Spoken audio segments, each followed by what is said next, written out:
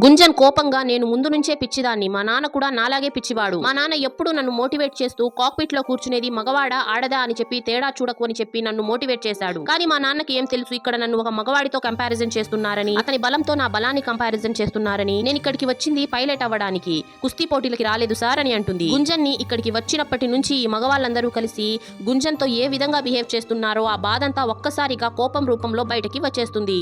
అప్పుడు senior officer Gunjan తో ఇక చాలు ఆపేయి అని అంటాడు. దానికి గుంజన్, లేదు సార్ ఈ రోజు నేను ఆగను, అసలు మీ ప్రాబ్లం ఏంటో తెలుసా, భయం. నేను అన్ని నేర్చేసుకుంటే సార్ అయిపోతాను, మీరందరూ కలిసి నాకు సెల్యూట్ కొట్టాల్సి ఉంటుంది అని మీకు భయం.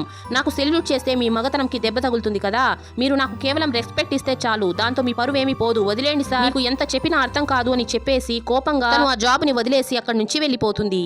ఇంటికి వెళ్ళాక గుంజన్ ఫ్యామిలీ వాళ్ళు కూడా గుంజన్ ని అర్థం చేసుకుని ఆమెకే సపోర్ట్ చేస్తారు. గుంజన్ చేసింది కరెక్టేనా కామెంట్ చేసేయండి. ఆ తర్వాత ఏమవుతుందో తెలుసుకోవడానికి పార్ట్ 13 అని కామెంట్ చేయండి.